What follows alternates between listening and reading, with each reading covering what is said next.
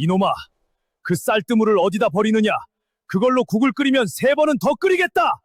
봉부자가 마당쇠의 멱살이라도 잡을 듯 달려들었습니다.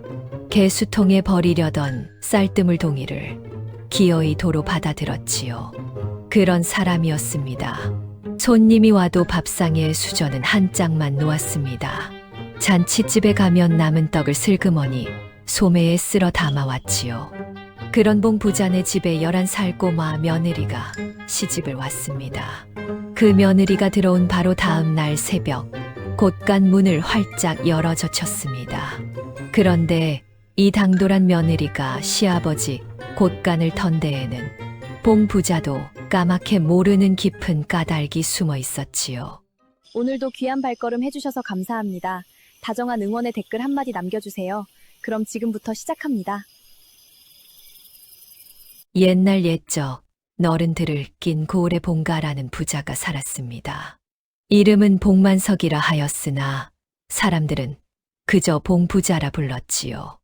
꽃간에 쌀을 300석이나 쟁여 둔 집이었지요. 그러고도 밥상에는 늘 보리가 절반이었습니다. 마을 사람들은 그 집 담장 너머를 흘끔거리며 수군댔습니다. 저 집은 굴뚝 연기도 아까워서 안 낸다네. 쌀뜨물까지 도로 떠 담는다잖아. 그 대캐도 살이 안 찐데. 봉부자는 본디 양반이 아니었지요.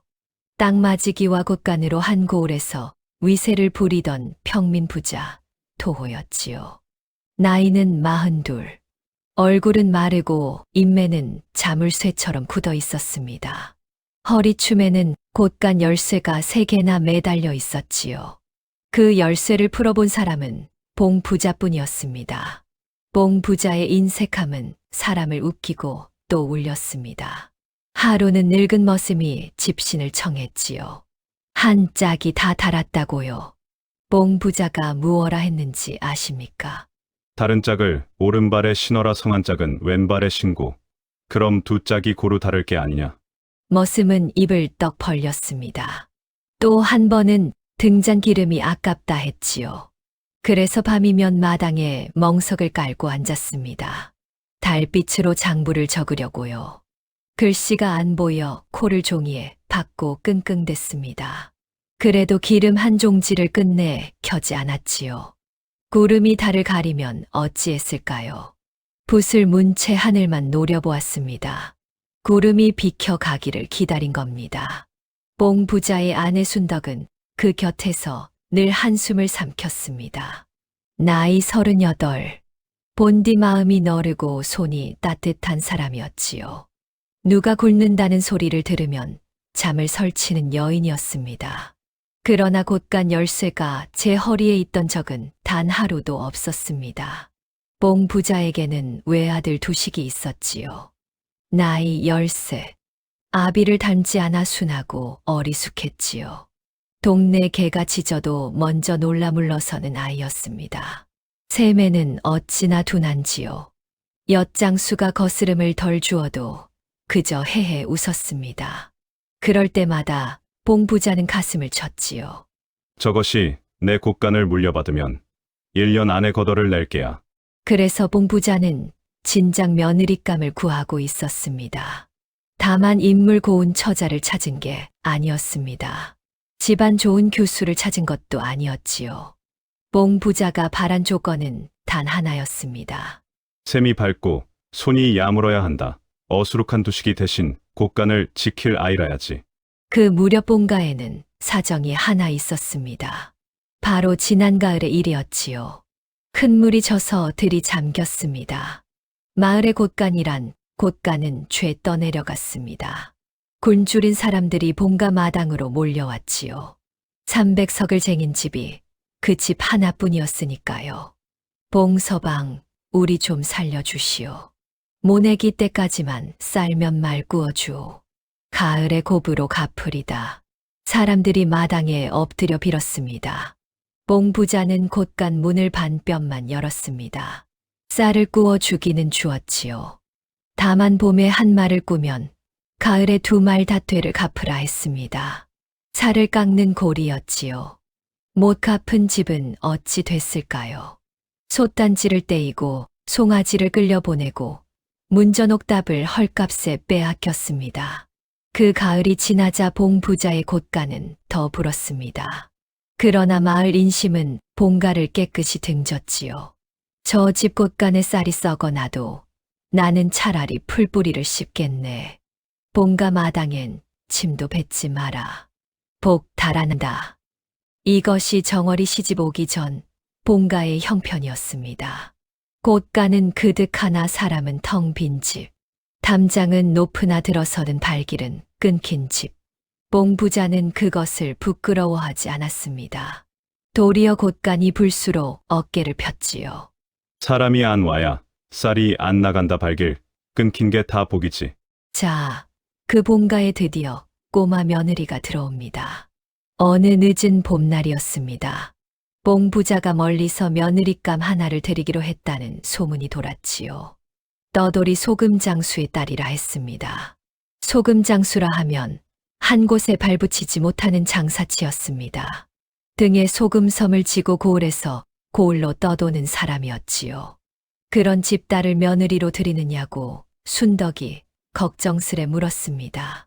여보, 떠돌이 장사치 딸을 어찌 곶간 안주인으로 드리려 하오. 가진 것 없는 집 자식이라야 곶간 귀한 줄을 안다. 곱게 자란 처자는 쌀을 물 쓰듯 해. 소금장수 추서방은 딸 하나를 데리고 팔도를 떠돌던 사람이었습니다. 그러다 지지난 겨울 객지에서 병을 얻어 세상을 떠났지요. 홀로 남은 딸아이가 친척 손에 이리저리 맡겨졌습니다. 그러다 마침내 본가의 민며느리로 들어오게 된 것입니다. 그 아이의 이름이 바로 정월이었지요. 정월이 본가 대문을 들어서던 날을 동네 사람들은 두고두고 이야기했습니다. 시집 오는 며느리치고 그처럼 태평한 아이는 처음이었으니까요. 보통의 민며느리라면 낯선 집 앞에서 주눅이 들어 고개를 못 듭니다. 그런데 정월은 댕기머리를 까딱이며 마당을 휘둘러 보았지요. 그러더니 곶간 쪽을 한참이나 빤히 바라보았습니다. 그 안에 무엇이 얼마나 들었는지 눈으로 세어보는 사람처럼요. 봉부자가 헛기침을 하며 아이를 불러 세웠습니다. 내가 추서방의 딸이렸다 셈은 할 줄 아느냐? 쌀 한 섬이 10말, 한 마리 10대인 줄은 압니다. 허, 그래? 한 대를 2푼에 사서 석 푼에 팔면 한 푼이 남는 줄도 알지요? 봉부자의 굳은 인매가 처음으로 살짝 풀렸지요. 떠돌이 장사치 딸이라더니 샘속은 트였구나 흡족했던 게지요. 그러나 봉부자는 미처 몰랐습니다. 그 셈이 어디서 왔는지를요. 정월의 보따리 속에는 낡은 책 한 권이 깊이 들어 있었습니다. 죽은 아비가 평생 지고 다니던 손때 묻은 소금 장부였지요. 표지가 다해지고 모서리가 다른 그 장부가 정월이 가진 단 하나의 유산이었습니다. 다만 그날은 아무도 그 책에 눈길을 주지 않았습니다. 순덕은 첫눈에 정월이 마음에 들었지요. 자식이라곤 어수룩한 두식 하나뿐이라 늘 적적하던 차였지요. 야무지고 당찬 딸 하나가 굴러든 듯 했습니다. 순덕은 정월의 손을 잡고 부엌으로 데려갔습니다. 그러고는 따뜻한 밥 한 그릇을 지어 먹였지요. 보리가 절반인 밥이었지만 정월은 군말 없이 싹싹 비웠습니다. 먼 길 오느라 고단했지. 이 집은 곶간만 그득하지 정은 영 메말랐단다. 내가 그러려니 하고 지내려무나. 정월은 숟가락을 내려놓았습니다. 그러고는 부엌 살림을 천천히 둘러보았지요. 그을음 앉은 소, 이 빠진 사발, 구석에 밀쳐둔 빈 쌀도. 다음엔 마당 건너 곶간을 보았습니다. 곶간을 등지고도 굳게 닫힌 본가의 대문을 보았지요. 아이답지 않게 차분한 눈길이었습니다. 순덕은 까닭 모를 서늘함을 느꼈습니다. 정월의 눈은 살림을 보는 게 아니었거든요. 이 집이 어쩌다 사람 정을 잃었는지 그것을 읽어내는 눈이었지요. 어머니, 이 집 마당에는 발자국이 없네요. 발자국이라니. 곶간은 가득한데 마당이 비었어요. 순덕은 가슴이 철렁했습니다. 그 말은 순덕이 20년을 살며 차마 입 밖에 못 낸 말이었으니까요. 정월은 더 말하지 않았습니다. 다만 빈 마당을 한 번 더 바라볼 뿐이었지요. 그날 밤 정월은 새 식구들 틈에서 잠을 청했습니다. 그러나 쉬이 잠이 오지 않았지요. 정월은 가만히 일어나 보따리를 끌어당겼습니다. 그 안에서 손때 묻은 소금 장부를 꺼냈지요. 달빛에 비추어 갈피를 가만히 쓸어보았습니다. 그 책장마다 죽은 아비의 목소리가 배어있는 듯 했습니다. 떠돌이 추 서방은 가진 것 없이 팔도를 떠돌았지요. 그러면서도 어린 정월에게 늘 한 가지를 일렀지요. 고을마다 인심을 읽어야 한다. 어느 집 마당에 들면 물 한 사발이 나오고 어느 집 담장 앞에선 개부터 푸는지 그걸 알아야 장사도 하고 목숨도 부지하는 법이다. 그러고는 입버릇처럼 한마디를 더 보탰습니다. 곳간은 쌀로 채우는 게 아니라 사람으로 채우는 법이란다. 쌀은 쥐가 먹고 물이 썩히지만 사람은 흉년에도 너를 살린다. 어린 정월은 그 말뜻을 다 헤아리지 못했습니다. 다만 아비가 마지막 숨을 거두던 날에도 그 말을 남겼지요. 그래서 정월의 가슴엔 도장처럼 박혀 있었습니다. 정월은 장부를 도로 보따리에 넣었습니다. 그러고는 본가의 천장을 올려다보았지요. 쌀 300석을 쟁이고도 정은 한 톨 없는 집. 담장 밖에서 침을 뱉는 동네 한복판에 외따로 떠있는 섬 같은 집이었습니다. 정월은 무슨 생각을 했을까요? 아무에게도 말하지 않았으니 아무도 몰랐습니다. 다만 이튿날 새벽 동이 트기도 전이었지요. 정월은 소리 없이 자리에서 일어났습니다. 식구들이 모두 잠든 사이였습니다. 정월은 사뿐사뿐 마당을 가로질렀지요. 봉 부자가 잠든 안방문 앞에 이르렀습니다. 그러고는 문틈으로 가만히 손을 넣었습니다. 봉 부자가 베개 밑에 모셔둔 곳간 열쇠 3개를 소리 없이 빼들었지요. 쟁그랑 열쇠 부딪는 소리가 새벽 공기에 가늘게 울렸습니다. 정월은 잠시 숨을 멈추었습니다. 그러고는 곳간을 향해 걸음을 옮겼지요. 그 작은 등 뒤로 동력이 부옇게 밝아 오고 있었습니다. 동이 트기 시작했습니다. 본가 마당에 새벽 안개가 낮게 깔려 있었지요. 그 안개 속에서 곳간 문이 끼익 소리를 내며 천천히 열렸습니다. 3개의 자물쇠가 모두 풀려 마당에 나뒹굴고 있었습니다. 정월은 곳간 안으로 들어섰지요. 쌀섬이 천장까지 그득그득 쌓여 있었지요. 한쪽에는 보리, 한쪽에는 콩, 또 한쪽에는 좁쌀. 떠돌이로 살며 끼니를 굴던 정월에게도 이런 곳간은 처음이었습니다. 그러나 정월은 그 쌀더미에 넋을 잃지 않았습니다. 도리어 작은 돛박 하나를 집어들었지요. 이른 새벽이라 마을은 아직 고요했습니다. 다만 우물가에는 일찍 물을 길러 나온 안악들이 두어졌었습니다.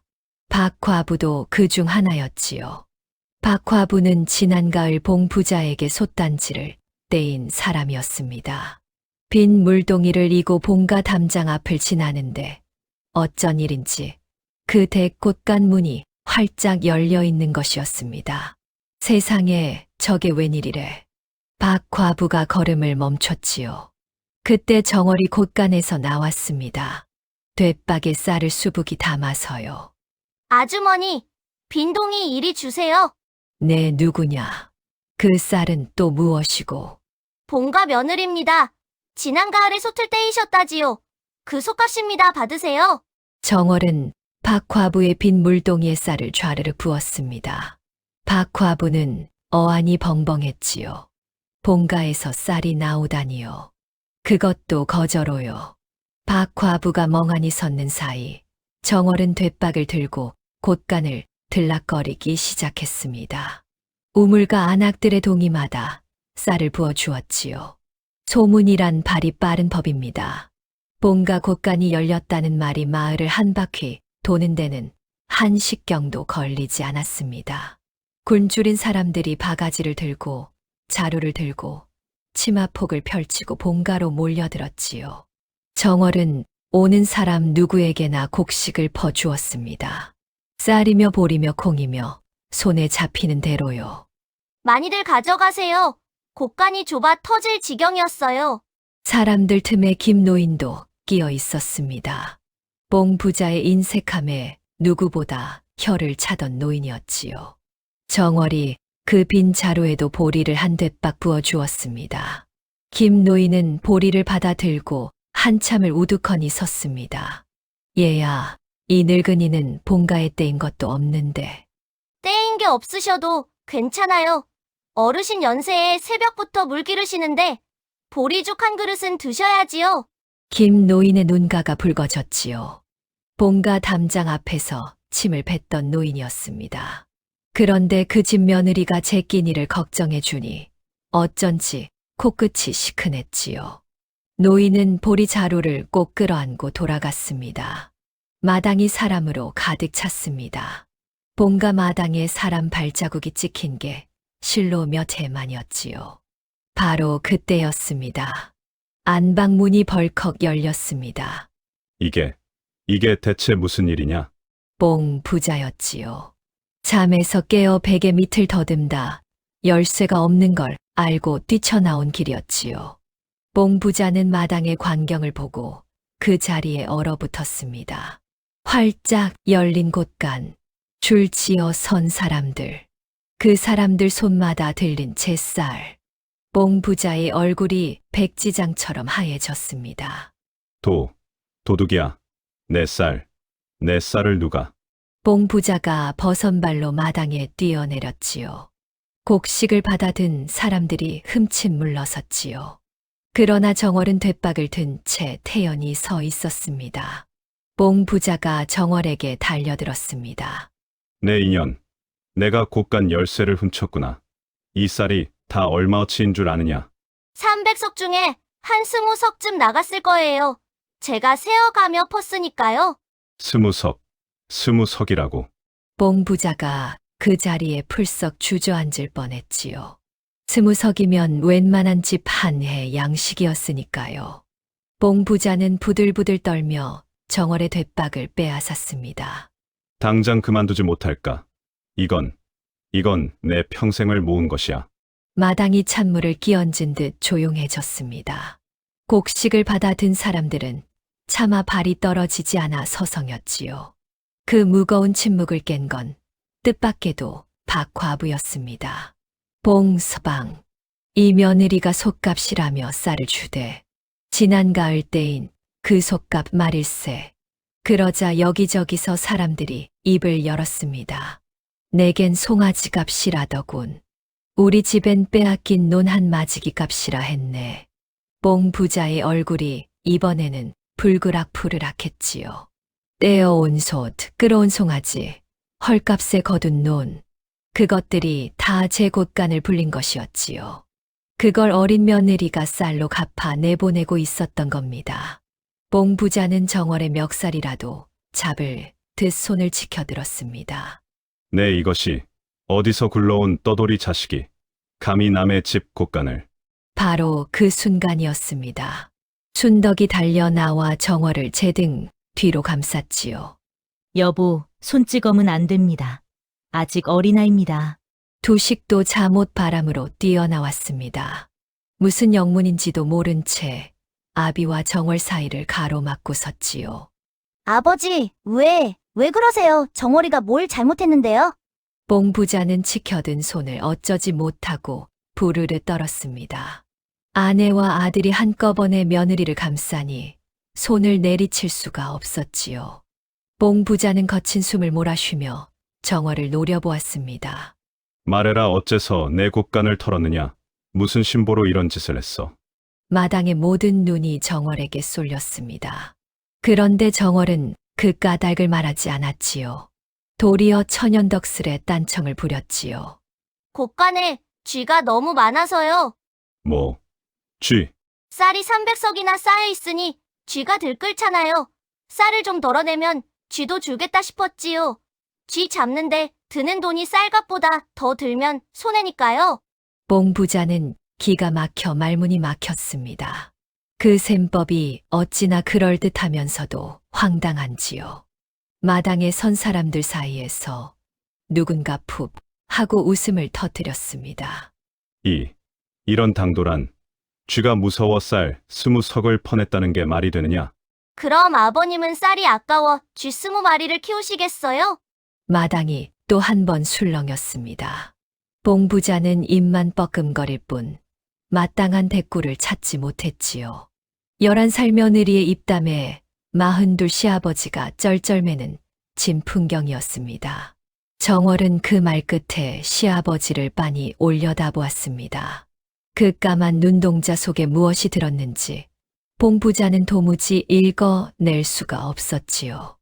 뽕 부자는 정월의 진짜 속을 끝내 알지 못했습니다.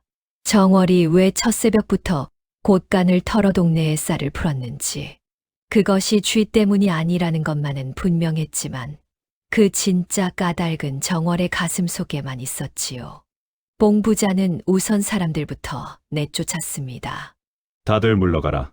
한 톨도 더 못 준다. 닫아간 것도 도로 갖다 놓을 줄 알아라. 그러나 사람들은 이미 곡식을 안고 흩어진 뒤였습니다. 뽕 부자는 빈대박을 들고 마당 한복판에 우두커니 섰지요. 활짝 열린 곳간 안에서 쌀더미가 20석만큼 폭삭 꺼져 있었지요. 뽕 부자의 가슴도 그만큼 내려앉았습니다. 그날 뽕 부자는 곳간 문을 다시 걸어 잠갔습니다. 이번에는 자물쇠를 3개가 아니라 5개나 채웠지요. 그러고는 열쇠를 베개 밑이 아니라 제품 속 깊이 넣고 다니기로 했습니다. 뽕 부자는 정월을 노려보며 이를 갈았습니다. 내 너를 당장 친정으로 내쫓고 싶다만. 뽕 부자는 거기서 말을 멈췄지요. 내쫓고 싶다만 그 다음 말이 쉬이 나오지 않았지요. 떠돌이 소금장수의 딸, 친정이라 할 것도 없는 아이였습니다. 게다가 빚 대신 받아 온 며느리였지요. 내쫓으면 2식의 짝을 또 어디서 구한단 말입니까? 뽕 부자의 셈은 복잡하게 얽히기 시작했습니다. 순덕은 그런 남편의 눈치를 살피며 조심스레 말을 보탰습니다. 여보, 어린 것이 철이 없어 그런 게지요. 한 번만 눈 감아 주세요. 제가 단단히 타이르겠습니다. 뽕 부자는 대답하지 않았지요. 다만 곳간을 한 번, 정월을 한 번 번갈아 노려보고는 안방으로 들어가 버렸지요. 그 등 뒤에 대고 정월이 꾸벅절을 했습니다. 아버님, 진지 잡수세요. 보리밥 지어놨습니다. 뽕 부자는 그 말에 멈칫했습니다. 그러나 돌아보지 않고 방문을 쾅 닫았지요. 마당에 남은 순덕이 가만히 정월의 머리를 쓸어 주었습니다. 얘야, 대체 무슨 생각으로 그랬는지 어미한테는 말해주겠니? 정월은 빙긋 웃기만 했습니다. 그 웃음 속에 담긴 뜻을 순덕도 아직은 알 수 없었지요. 다만 한 가지, 본가의 그 굳게 닫혔던 곳간이 한 번 열렸다는 것, 그리고 마을 사람들의 손에 본가의 쌀이 처음으로 쥐어졌다는 것, 그것이 무엇의 시작인지는 시간이 흘러야 알 일이었습니다. 소동이 가라앉은 마당 한 구석에서 두식이 정월을 흘끔흘끔 보고 있었습니다. 아까 아비를 가로막고 섰던 게 제 딴에도 신기했던 모양이지요. 두식이 머뭇머뭇 다가와 물었습니다. 너, 아버지가 안 무서웠어? 우리 아버지 화나면 진짜 무서운데. 무서웠어요. 손도 떨렸는거려. 근데 왜 그랬어? 쌀 그렇게 퍼주면 아버지가 가만 안 둘 텐데. 정월은 빙긋 웃으며 곳간 쪽을 바라보았습니다. 그러고는 두식이 알아듣지 못할 말을 했지요. 도련님, 쌀이 나가야 들어올 게 생기는 법이에요. 그게 무슨 소리야? 나간 쌀이 어떻게 도로 들어와? 정월은 더 설명하지 않았습니다. 다만 돛박을 탈탈 털어 곳간에 도로 걸어두었지요. 두식은 그 뒷모습을 멀거니 바라보았습니다. 또래인데 어쩐지 한참 어른 같은 아이였습니다. 두식의 마음 한구석에 이 당찬 꼬마 며느리가 어쩐지 든든하게 자리 잡기 시작했지요. 그날 저녁 마을에는 새로운 소문이 돌기 시작했습니다. 본가에 들어온 꼬마 며느리가 곳간을 털어 인심을 베풀었다는 소문이었지요. 그 소문이 본가에 어떤 바람을 몰고 올지 그때는 아무도 짐작하지 못했습니다.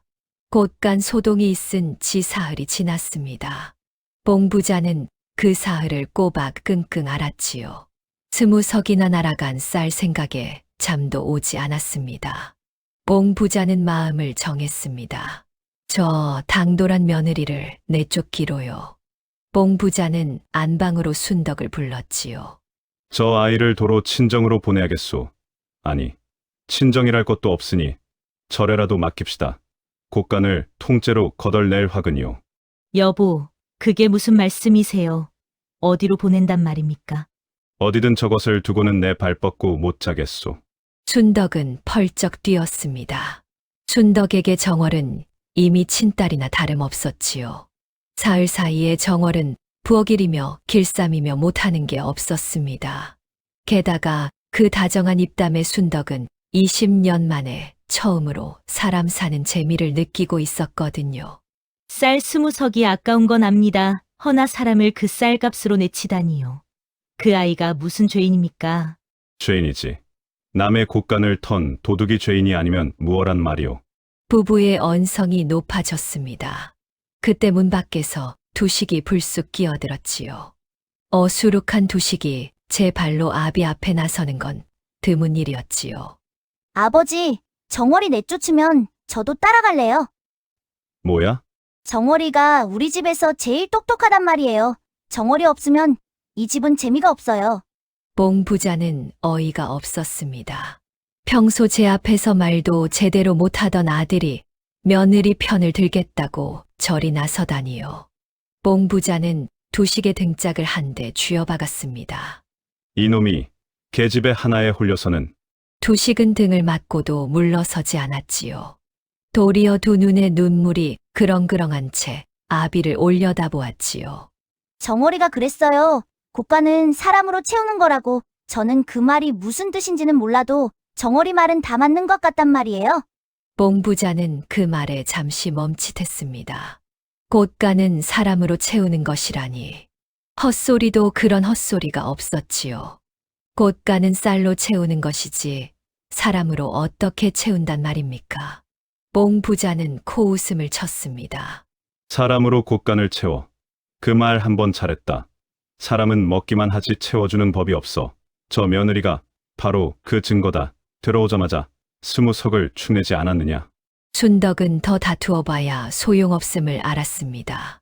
다만 눈물을 글썽이며 마지막으로 한마디를 보탰지요. 여보, 그럼 이렇게 합시다. 그 아이를 내치지 말고 곁에 두고 부리세요 일을 시켜보면 알 게 아닙니까? 정말 화근인지 아니면 복덩인지. 소동이 벌어진 그 무렵 마당에서는 또 다른 일이 벌어지고 있었습니다. 웬 사내 하나가 본가 대문을 들어선 것이지요. 사내는 비단 두루마기를 떨쳐 입고 손에는 묵직한 엽전 꾸러미를 짤랑거렸습니다. 인근에서 객주를 하는 구가라는 자였습니다. 객주란 장사치들의 물건을 맡아 팔아주고 돈도 빌려주던 사람을 이르는 말입니다. 구객주는 그 중에서도 돈놀이로 이름이 높았지요. 봄에 한 푼을 빌려주면 가을에 2푼을 받아내는 봉부자보다 한 수 위의 셈을 부리는 자였습니다. 봉서방 계시오. 구가가 왔소이다. 봉부자가 마당으로 나오다 구객주를 보고는 우뚝 멈춰 섰습니다. 그 얼굴이 일순 굳어지더군요. 반가운 기색이 아니었습니다. 도리어 까닭 모를 불안에 휩싸인 듯 봉부자의 눈빛이 차갑게 식었습니다. 자네가 여긴 어쩐 일인가? 어쩐 일이라니. 섭섭하구려 옛 동무가 한번 들렀기로서니. 그나저나 소문 들었소. 이대 곳간이 활짝 열렸다고 인심 한번 후하게 베풀었다 하던데. 구객주가 능글맞게 웃었지요. 봉부자의 인매가 더욱 굳었지요. 헛소문일세 들어온 며느리가 철없어 저지른 일이야 다시는 없을 일이고. 허, 그렇소. 나는 또 봉서방이 드디어 마음을 고쳐먹은 줄 알았지 아기야. 사람 천성이 어디 가겠소. 봉서방이 쌀 한 톨을 거저 내줄 위인이 아니지. 내가 누구보다 잘 알지. 그 말 끝에 묘한 가시가 돋아 있었습니다. 봉 부자의 주먹이 부르르 떨렸지요. 국액주는 옛 인연이라도 있는 듯 굴었지만 봉 부자는 그 사내만 보면 까닭없이 가슴이 서늘해질 뿐이었지요. 어디서 척을 진 일도 없는데 어쩐 일인지 곁에 두기가 꺼려졌습니다. 봉 부자 자신도 그 까닭을 알지 못했지요. 다만 국액주는 마당을 휘둘러보며 봉가의 살림을 가늠하는 눈치였지요. 곳간의 크기를, 쌓인 쌀섬을, 땅맞이기를 셈하는 눈이었습니다. 바로 그때였습니다. 부엌에서 정월이 나왔지요. 손님이 왔다기에 물 한 사발을 내오던 길이었지요. 정월은 국액주를 보았습니다. 그 비단 두루마기를, 능글맞은 웃음을, 봉 부자를 바라보는 그 눈빛을요. 정월의 걸음이 잠깐 멈칫했습니다. 정월은 떠돌이로 살며 별별 사람을 다 겪었지요. 고을마다 인심을 읽고 사람의 얼굴에서 그 속을 읽어내는데 이골이 난 아이였지요. 그런 정월의 눈에 국액주의 웃음 뒤에 도살인 무언가가 비쳤습니다. 정월은 아무 말도 하지 않았습니다. 다만 물사발을 국액주 앞에 내려놓으며 그 얼굴을 가만히 오래 들여다보았지요.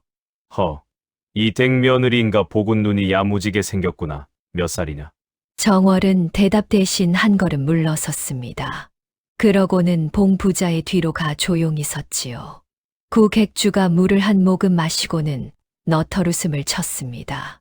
낯을 가리는 모양이군 봉서방. 그럼 나는 이만 가보겠소언데 말이오. 국액주가 대문을 나서다 말고 돌아섰습니다.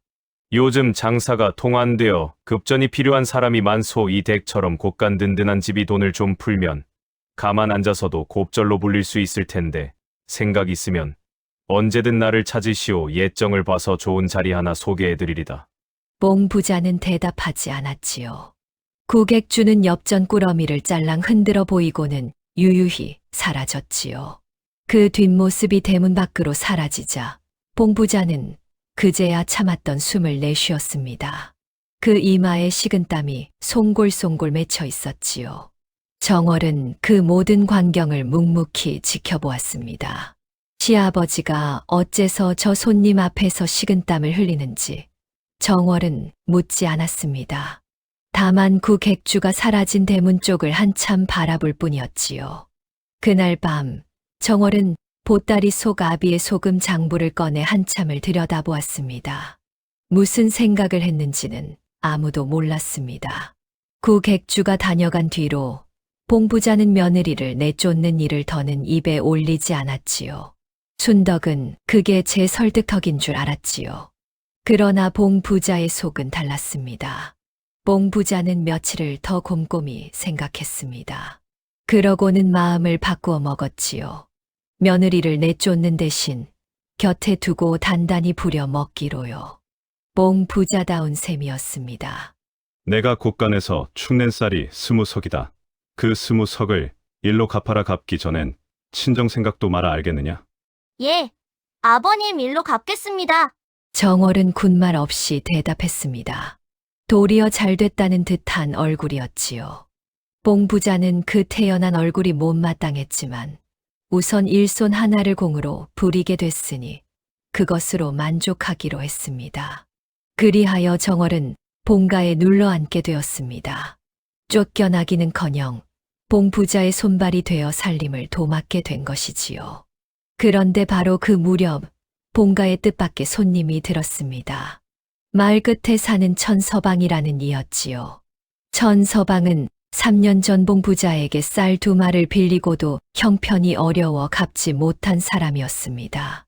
그동안 봉가 근처에는 얼씬도 않던 사람이었지요. 그런 천서방이 제 발로 곡식 자루를 치고 봉가 마당에 들어선 것이었습니다. 자네가 여긴 웬일인가? 빚 갚을 형편도 안 된다더니. 봉서방, 면목 없네. 헌데 자네 며느리가 우리 집 굶는 애들한테 쌀을 한 대박 주었더군. 그 쌀로 애들이 죽을 써먹는 걸 보니 도저히 묵은 빚을 모른 척할 수가 없어서 말일세. 늦었지만 두 말 여기 갚으러 왔네. 천서방은 곡식 자루를 마당에 내려놓고 꾸벅절을 했습니다. 봉부자는 멍하니 그 자루를 바라보았지요. 3년을 졸라도 안 갚던 빚이었습니다. 그런데 며느리가 쌀 한 대박을 내준 일로 그 빚이 제 발로 굴러 들어온 것이었습니다.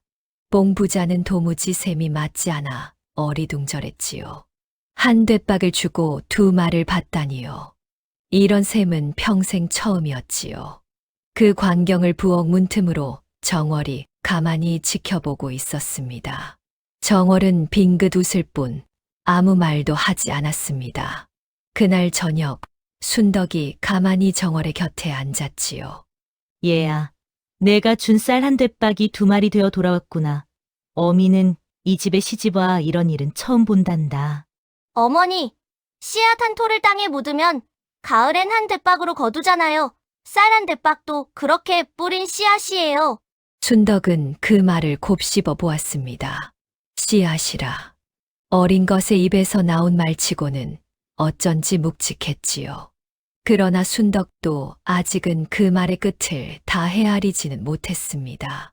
봉부자는 그것이 제게 이문인 줄로만 알았습니다. 그러나 봉부자는 몰랐지요.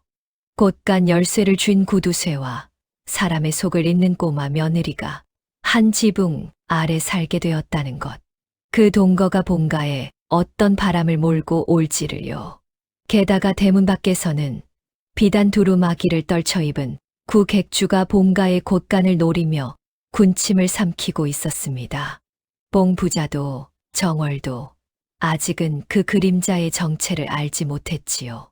정월이 본가에 눌러앉은 뒤로 그 집에는 묘한 활기가 돌기 시작했습니다.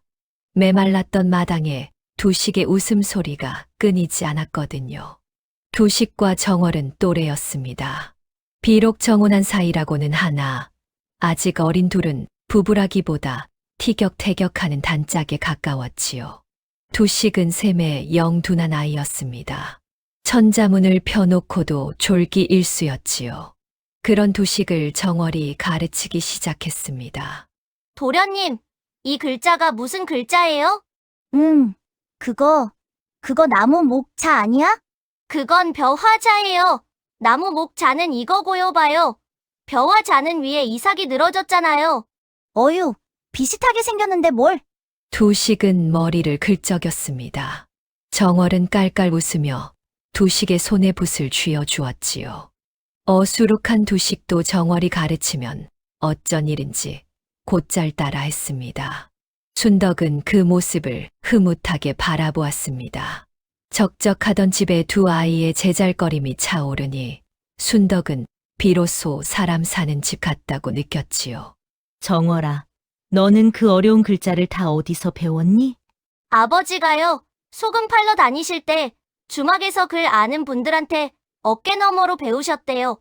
그걸 또 저한테 가르쳐 주셨고요. 순덕은 그 말에 가슴이 짠했습니다. 떠돌이 소금 장수가 어린 딸에게 그를 가르치는 모습이 눈에 선했거든요. 정월의 아비는 가진 것은 없었어도 딸에게 줄 것은 다 주고 간 사람이었습니다. 이렇게 정월이 식구들의 마음을 하나둘 얻어가던 무렵 봉부자와 정월 사이에는 날마다 한바탕씩 실랑이가 벌어졌지요. 구두쇠 시아버지와 당돌한 꼬마 며느리. 이 둘이 한 지붕 아래 사니 하루도 조용할 날이 없었지요. 그 첫 번째 실랑이는 손님 접대에서 터졌습니다. 어느 날 봉부자에게 먼 친척 어른이 찾아왔습니다. 학렬로는 봉부자가 조카뻘이라 함부로 대할 수 없는 손님이었지요. 봉부자는 손님을 사랑방에 모셨습니다. 그러고는 정월을 불러 밥상을 차리라 일렀습니다. 손님 상인이 보리는 적게 두고 쌀을 좀 섞어라. 허나 너무 많이는 말고 딱 보아줄 만큼만. 정월은 밥상을 차렸지요. 그런데 상을 들고 들어가 보니 손님 앞에 수저가 한 짝밖에 놓여 있지 않았습니다. 봉 부자가 미리 그리 놓아둔 것이지요. 노수저가 닳는 것조차 아까운 봉 부자였으니까요. 손님은 수저 한 짝을 들고 난감한 얼굴이었습니다. 젓가락도 없이 어찌 반찬을 집으란 말입니까? 봉 부자는 시치미를 뚝 떼고 앉아 있었습니다. 그때 정월이 나섰지요. 정월은 제품에서 제가 쓰던 수저를 꺼냈습니다. 그러고는 공손히 손님 앞에 놓았습니다. 어르신, 제 것이오나 깨끗합니다. 이걸로 드세요. 손님을 빈 젓가락으로 모시면 이 댁 가문이 부끄럽지요. 손님은 그제야 환히 웃으며 수저를 받았지요. 그런데 정작 곤란해진 건 봉 부자였습니다. 정월이 제 수저를 손님에게 주었으니 정월은 무엇으로 밥을 먹는단 말입니까? 봉 부자는 떨떠름한 얼굴로 정월을 보았지요. 그럼 너는 무엇으로 먹으려고? 저는 손으로 먹어도 됩니다. 떠돌이로 살 땐 손이 곧 수저였는거려. 아버님 것을 빌릴까요? 아버님은 손님 앞이라 점잖게 드셔야 하니 수저가 꼭 필요하시겠네요. 봉 부자는 말문이 막혔습니다.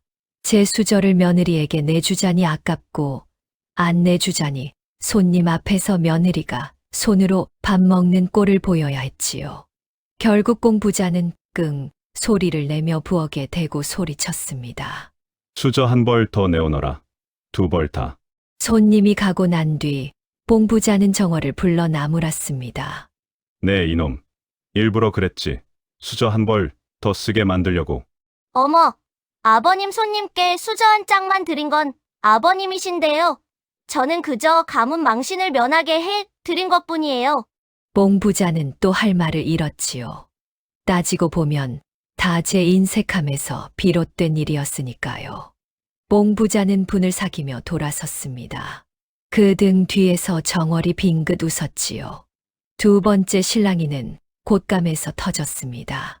봉 부자네 광에는 곶감이 한 꽃이 걸려 있었습니다. 지난 가을에 만들어 둔 것이었지요.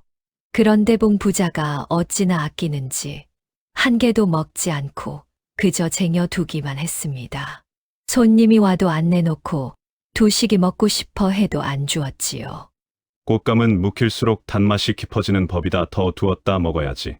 그렇게 아끼고 아낀 곶감이 어찌 되었을까요? 묵힐수록 단맛이 드는 게 아니라 묵힐수록 돌처럼 굳어버렸습니다. 반년이 지나니 곶감은 깨물 수도 없을 만큼 딱딱해졌지요. 두식이 하나를 몰래 빼먹으려다 이가 아파 펄쩍 뛰었습니다. 아이고, 이 곶감 무슨 돌멩이가 됐어. 이 빠지겠다. 마침 광에서 그 꼴을 본 정월이 곶감 한 개를 집어들었습니다. 이리저리 살펴보더니 정월은 그 곶감을 들고 뒤뜰로 갔지요. 그러고는 헐거워진 울타리 말뚝에 못을 박는데 망치가 안 보이는 것이었습니다. 정월은 태연히 그 굳은 곶감으로 못대가리를 탕탕 내리쳤습니다. 돌처럼 굳은 곶감은 망치 노릇을 톡톡히 해냈지요. 그 광경을 본 봉 부자가 기겁을 했습니다. 네, 이것이 귀한 곶감으로 못을 박아. 귀한 곶감이라뇨. 못 먹게 굳은 걸 버리느니 연장으로라도 써야지요. 버리면 한 푼도 안 남지만 못이라도 박으면 망치값은 굳잖아요. 아버님 셈법대로 하면 이게 맞지 않아요? 봉 부자는 또 한 번 제 말에 제가 걸려 넘어졌습니다. 평소 봉 부자가 입버릇처럼 하던 말이 바로 그것이었으니까요. 버리느니 무엇에라도 써라. 한 푼이라도 굳혀라. 정월은 그 말을 그대로 돌려준 것이었지요. 봉 부자는 굳은 곶감 한 꼬치를 끌어안고 한숨을 쉬었습니다. 먹지도 못하고 팔지도 못하게 된 곶감. 아끼다 똥 된다는 말이 딱 그 짝이었지요. 순덕은 부엌에서 그 광경을 보며 입을 틀어막고 웃었습니다. 시집 온 지 한 달도 안 된 꼬마 며느리가 42 구두쇠 시아버지를 날마다 쩔쩔매게 하다니요. 순덕은 정월이 들어온 뒤로 웃을 일이 부쩍 늘었습니다. 메마른 본가의 정월은 마치 한 줄기 봄바람 같았지요. 3번째 신랑이는 봉 부자의 생일날 벌어졌습니다. 봉 부자는 제 생일도 그냥 넘기는 사람이었지요. 미역국 한 그릇이 아까웠거든요. 미역 값이 몇 푼이나 든다고요. 봉 부자는 생일 아침에도 보리밥에 된장만 놓으라 일렀습니다. 생일이라고 별세 차릴 것 없다. 미역은 값이 나가니 사지 마라. 그런데 그날 아침 부엌에서 구수한 냄새가 풍겼습니다. 봉 부자가 가보니 솥에서 미역국이 설설 끓고 있었지요. 봉 부자의 눈이 휘둥그레졌습니다. 이 미역이 어디서 나느냐? 내가 돈 주고 사느냐? 거저 얻었어요. 박 과부 아주머니가 주셨는거려? 거저. 박 과부가 어째서 너한테 미역을 걷어줘? 지난번에 제가 쌀 한 대박 드렸잖아요. 그걸 고맙다고 미역으로 갚으셨어요. 아버님, 이 집이 인심 잃은 집이라더니 요즘은 거저 주는 사람도 다 생기대요. 봉 부자는 또 말문이 막혔습니다. 쌀 한 대박이 미역국 한 솥으로 돌아온 것이지요. 봉 부자는 떨떠름한 얼굴로 상에 앉았습니다. 그러나 김이 모락모락 나는 미역국을 보니 어쩐지 목이 메었습니다. 제 생일에 미역국을 받아본 게 실로 몇 해 만이었으니까요. 봉 부자는 국을 한 술 떠 넣고는 아무 말도 하지 않았습니다. 다만 그릇을 싹싹 비웠지요. 순덕은 그 모습을 보며 가만히 눈시울을 붉혔습니다. 정월이 들어온 뒤로 이 메마른 집에 사람의 온기가 한 줄기씩 스며들고 있었으니까요. 다만 봉 부자만은 그 온기를 애써 모른 척했습니다. 인심이니 정이니 하는 것을 봉 부자는 여전히 믿지 않았거든요. 봉 부자에게 세상은 오직 쌀섬과 엽전으로만 굴러가는 곳이었습니다. 그날 밤이었지요. 두식이 정월의 방문 앞을 서성였습니다. 무언가 할 말이 있는 눈치였지요. 정월이 문을 열자 두식이 머뭇거렸습니다. 정월아. 왜요, 도련님? 아까 아버지 생신상 말이야. 미역국 그거 내가 끓인 거잖아. 네, 그런데요? 우리 아버지 생신상 받고 온 거 알아? 나 아버지 우는 거 처음 봤어. 정월은 잠시 말이 없었습니다. 봉 부자가 등을 돌리고 국그릇을 비우던 모습이 떠올랐지요. 우신 게 아니라 국이 뜨거워서 그러셨을 거예요. 아니야, 분명히 울었어. 너 때문이야. 두시기씩 웃었습니다. 그러고는 품에서 무언가를 꺼냈지요. 말랑한 곶감 하나였습니다. 굳지 않은 성한 곶감이었지요. 이거 내가 아까 광에서 성한 걸로 골라뒀어. 너 주려고 굳은 거 말고. 정월은 그 곶감을 받아들었습니다. 어수룩한 두식이었지만 마음만은 누구보다 따뜻한 아이였지요. 정월은 곶감을 한 입 빼어 물었습니다. 달았습니다. 떠돌이로 살며 먹어본 그 어떤 것보다 달았지요. 도련님, 고마워요. 두식은 괜히 코를 훔치며 제 방으로 달려갔습니다. 정월은 그 뒷모습을 보며 빙긋 웃었지요. 가진 것 없이 들어온 이 집에 정월은 조금씩 제 사람을 만들어 가고 있었습니다. 두식도 순덕도 그리고 동네 사람들까지도요. 다만 단 한 사람, 봉 부자의 마음만은 아직 곶감처럼 굳게 닫혀 있었습니다.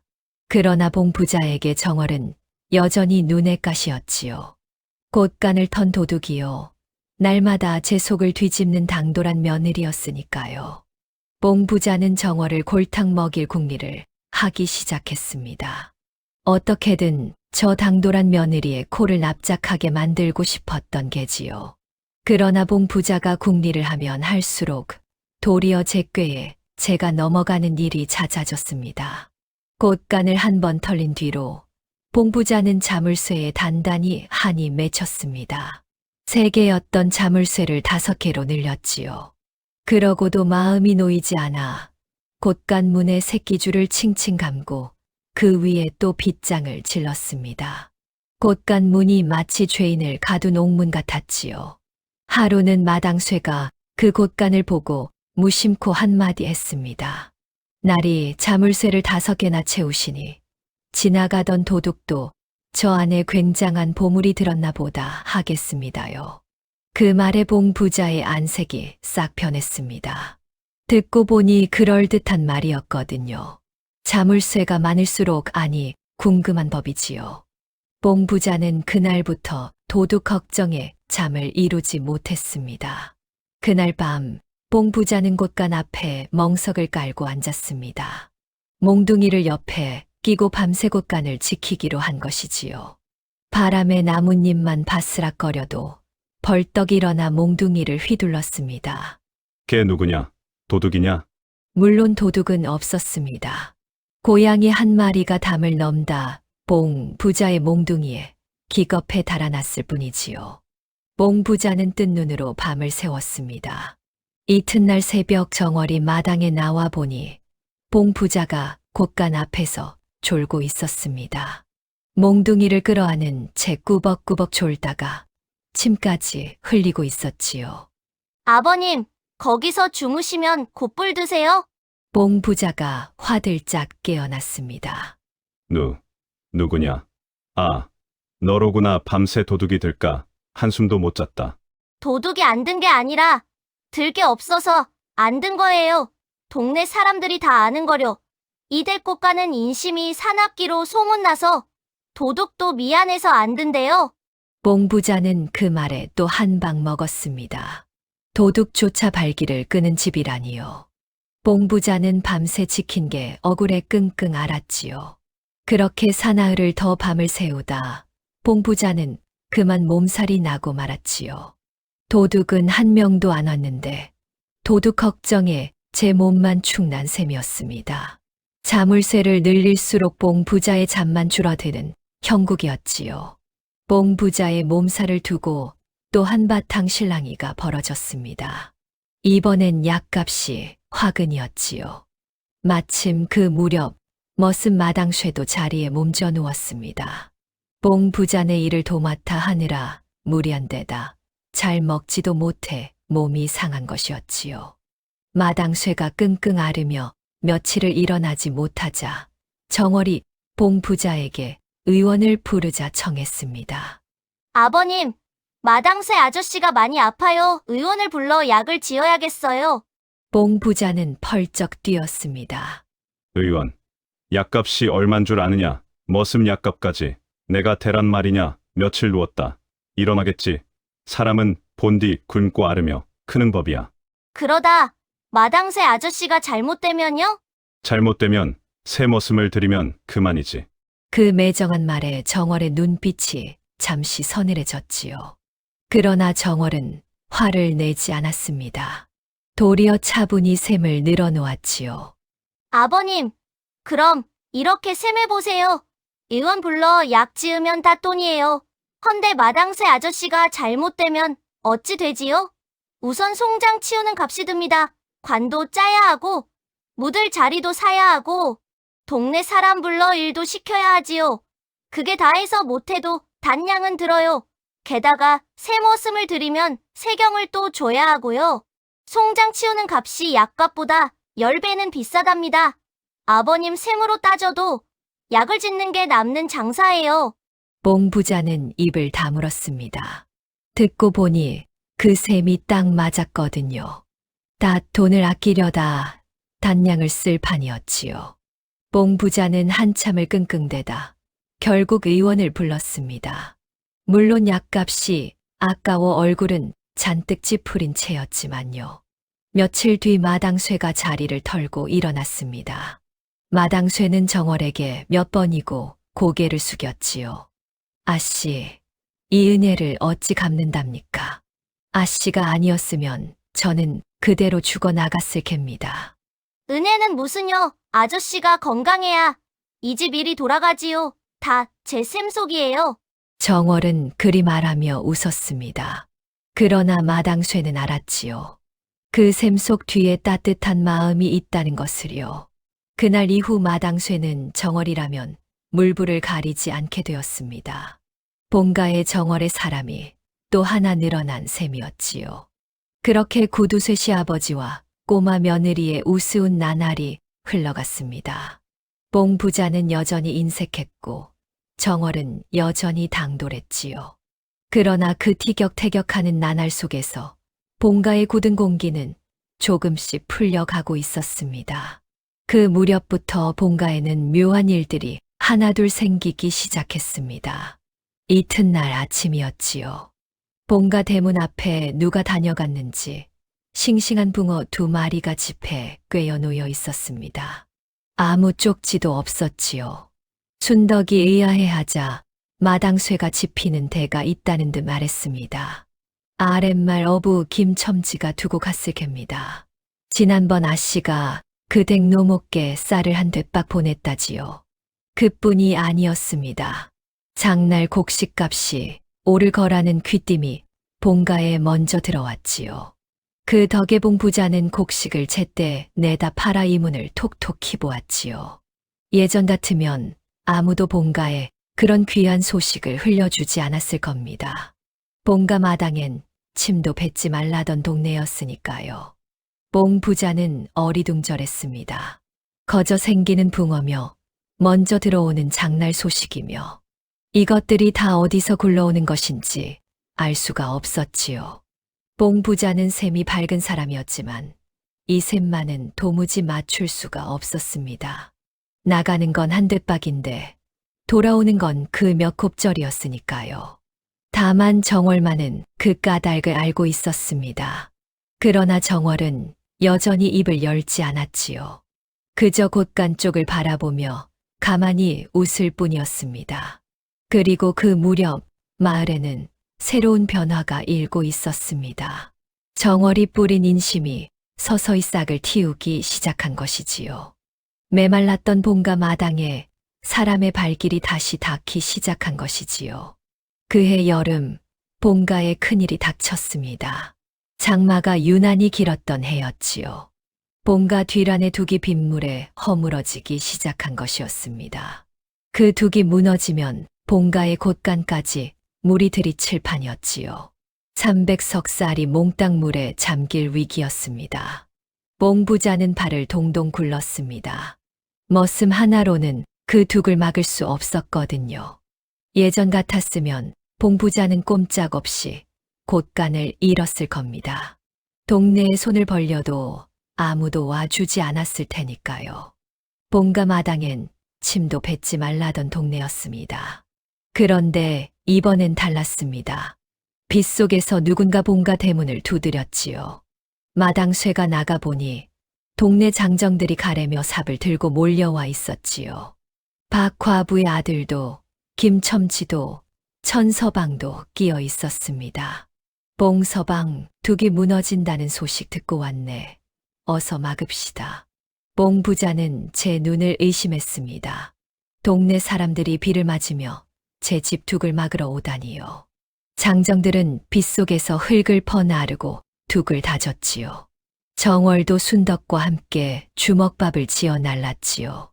마을 사람들이 한나절을 매달린 끝에 둑은 무사히 막혔습니다. 꽃가는 물 한 방울 들지 않았지요. 봉 부자는 멍하니 그 광경을 바라보았습니다. 300석쌀을 지킨 것이 제 자물쇠가 아니었습니다. 제 곳간도 아니었지요. 다름 아닌 동네 사람들의 손이었습니다. 봉 부자가 평생 우습게 여기던 그 인심이 제 평생 모은 재산을 지켜낸 것이었지요. 둑을 다 맞고 난 뒤 봉 부자가 머뭇머뭇 사람들에게 다가갔습니다. 자네들, 어찌 와 주었는가 나는 자네들한테 늘 모질게만 굴었는데. 그러자 천서방이 빙긋 웃으며 대답했습니다. 봉서방이 변한 게 아니라 봉서방네 며느리가 우리한테 베푼 게지. 그 어린 것이 우리 굶는 입에 쌀을 넣어줬으니 우리가 어찌 모른 척하겠나. 사람 사는 게 다 그런 거 아니겠나. 봉 부자는 그 말에 가슴이 먹먹해졌지요. 빗물인지 눈물인지 모를 것이 봉 부자의 뺨을 타고 흘렀지요. 봉 부자는 처음으로 곳간을 턴 며느리가 실은 무엇을 채워 넣고 있었는지를 어렴풋이 깨닫기 시작했습니다. 곳간에서 쌀 20석이 나간 자리에 동네 사람들의 마음이 들어차 있었던 것이지요. 둑을 막느라 비를 흠뻑 맞은 장정들이 돌아가려 하자 봉 부자가 멈칫멈칫 그들을 붙들었습니다. 봉 부자의 입에서 평생 나온 적 없는 말이 나왔지요. 자네들 비도 맞고 했으니 더운 밥이라도 한술 뜨고 가게네. 내 곳간 쌀로 밥을 치겠네. 장정들이 어리둥절해 서로를 바라보았습니다. 봉 부자가 거저 밥을 짓겠다니요. 해가 서쪽에서 뜰 일이었지요. 순덕은 더 놀라 부엌으로 달려갔습니다. 행여 남편이 마음을 바꿀세라 얼른 큰 솥에 쌀을 안쳤지요. 그날 본가 마당에서는 여태 만에 처음으로 동네 사람들이 둘러앉아 더운 밥을 먹었습니다. 봉 부자가 제 손으로 곳간을 열어 지은 밥이었지요. 정월은 그 광경을 마루 끝에서 가만히 바라보았습니다. 곳간을 턴 지 반년 만에 시아버지가 제 손으로 곳간을 여러 사람을 먹이고 있었지요. 정월의 입가에 옅은 미소가 번졌습니다. 그러나 정월은 여전히 아무 말도 하지 않았습니다. 제가 무엇을 바라고 그 새벽 곳간을 털었는지 끝내 제 입으로는 밝히지 않았지요. 그날 저녁 봉 부자는 정월을 조용히 불렀습니다. 그러고는 한참을 뜸들이다 입을 열었지요. 정월아, 봉 부자가 정월의 이름을 부른 건 그날이 처음이었습니다. 늘 저것 도둑이라 부르던 사람이었으니까요. 예, 아버님. 오늘 둑을 막은 게 내가 뿌린 쌀 덕이라더구나. 나는 그 쌀이 그저 없어진 줄로만 알았다 헌데 그게 사람으로 돌아왔어. 정월은 잠자코 시아버지를 바라보았습니다. 봉 부자는 어색하게 헛기침을 했지요. 내가 곳간을 턴 게 어쩌면 도둑질이 아니었을지도 모르겠다. 허나 아직은 모르겠어. 좀 더 두고 봐야겠다. 예, 아버님 천천히 보세요. 곳간은 하루아침에 채워지는 게 아니니까요. 정월은 그렇게만 답했습니다. 제 속내를 다 풀어 말하지는 않았지요. 다만 봉 부자의 굳었던 얼굴이 그날 처음으로 조금 풀어진 것을 정월은 놓치지 않았습니다. 이렇게 본가에는 봄이 오는 듯 했습니다. 동네 인심이 돌아오고 곳간은 도리어 예전보다 그득해졌지요. 둑을 막은 뒤로 본가에 드나드는 발길이 부쩍 늘었습니다. 곡식을 꾸러 오는 사람도 이를 거들러 오는 사람도 생겼지요. 본가는 그 어느 때보다 형편이 폈습니다. 정월이 들어온 지 반년 만의 일이었습니다. 그러나 바로 이때였지요.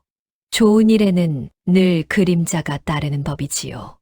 본가가 형편이 핀다는 소문은 엉뚱한 자의 귀에도 흘러 들어갔습니다. 바로 구객주였습니다. 구객주는 그동안 본가를 멀리서 지켜보고 있었지요. 본가의 곳간이 다시 그득해지고 동네 인심까지 본가로 쏠리는 것을 두 눈으로 똑똑히 보았지요. 구객주의 눈에 탐욕의 불이 켜졌습니다. 저 그득한 곳간을, 저 불어난 재산을 통째로 삼킬 궁리를 하기 시작한 것이지요. 어느 날 구객주가 다시 본가를 찾아왔습니다. 이번엔 빈손이 아니었습니다. 귀한 비단이며 인삼이며 선물 보따리를 한 아름 안고 왔지요. 봉서방, 그간 댁이 형편이 활짝 폈다는 소문이 자자하더이다. 이 사람이 옛정을 생각해 축하 선물을 좀 가져왔소. 봉 부자는 그 선물 보따리를 보고 도리어 경계심이 일었습니다. 구객주가 거저 선물을 안길 위인이 아니었거든요. 봉 부자는 누구보다 구객주의 셈속을 잘 알았습니다. 무언가 노리는 게 있을 때만 저리 웃는 자였지요. 자네가 거저 선물을 줄 사람이 아닌데 무슨 꿍꿍이인가? 아이고, 봉서방 사람을 어찌 그리 보시오. 내 진심으로 하는 말인데. 실은 좋은 자리가 하나 있어 왔소. 요즘 인근 고을에 흉년이 들어 급전이 필요한 사람이 줄을 섰다오. 봉서방이 곳간쌀을 좀 풀어 빌려주면 가을에 곱절로 받을 수 있소. 가만 앉아서 재산을 2배로 불리는 셈이지 어떻소. 이만한 자리가 또 없을 텐데. 봉 부자의 눈이 잠깐 흔들렸습니다. 재산을 2배로 불린다는 말에 구두쇠의 욕심이 동한 것이지요.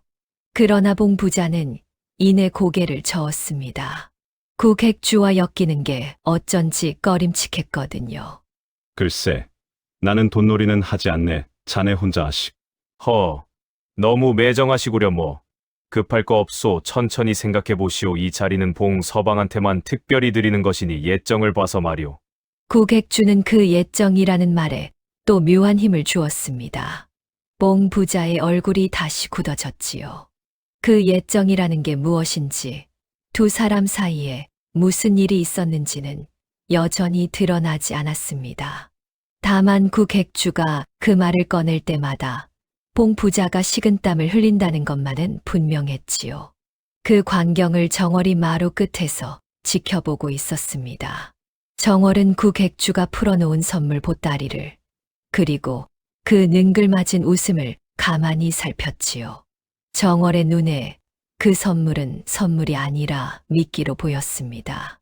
물고기를 낚기 전에 던지는 밑밥 말이지요. 그러나 정월은 아무 말도 하지 않았습니다. 다만 국액주가 돌아간 뒤 보따리 속 아비의 소금 장부를 꺼내 무언가를 한참 들여다보았을 뿐이지요.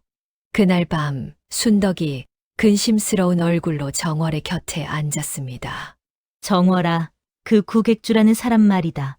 어쩐지 어미는 그자가 들고 온 선물이 다 가시처럼 보이더구나. 어머니도 그러셨어요? 너도 그랬느냐? 아버님 얼굴을 보세요. 어머니, 저 손님만 오면 식은땀을 흘리시잖아요. 반가운 손님 앞에서 식은땀을 흘리는 사람은 없는 법이에요. 순덕은 그 말에 가슴이 서늘해졌습니다. 정월의 말이 옳았거든요. 봉 부자는 국액주만 다녀가면 며칠씩 잠을 설쳤지요. 두 사람 사이에 무언가 깊은 사연이 있는 게 분명했지요. 순덕은 그게 무엇인지 캐묻고 싶었지만 정월은 더 말하지 않았습니다. 다만 한마디를 보탰을 뿐이지요. 어머니, 아버님이 그 사람 말을 듣지 않으셨으면 좋겠어요. 두 배로 불린다는 말처럼 무서운 말이 없거든요. 정월이 그것을 얻지 않은지 순덕은 묻지 못했습니다. 떠돌이로 살며 보아온 것이 많은 아이였으니 그저 그러려니 할 뿐이었지요. 국액주가 돌아간 그날 밤 봉 부자는 쉬이 잠들지 못했습니다. 두 배로 불린다는 그 말이 자꾸만 귓가에 맴돌았거든요. 구두쇠의 마음속에서 욕심과 경계심이 밤새 다투었습니다.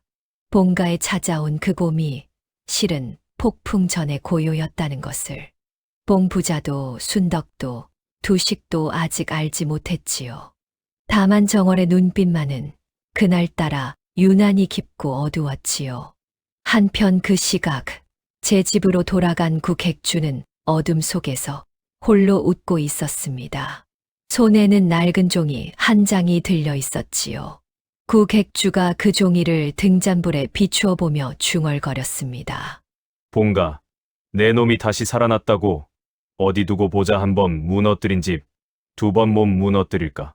국액주의 눈이 뱀처럼 번뜩였습니다. 봉 부자도 모르는 사이 함정의 첫 코가 짜이고 있었지요. 국액주는 한 번 미끼를 던진 뒤로 뻔질나게 봉가를 드나들기 시작했습니다. 올 때마다 두 배로 불린다는 말을 되풀이했지요.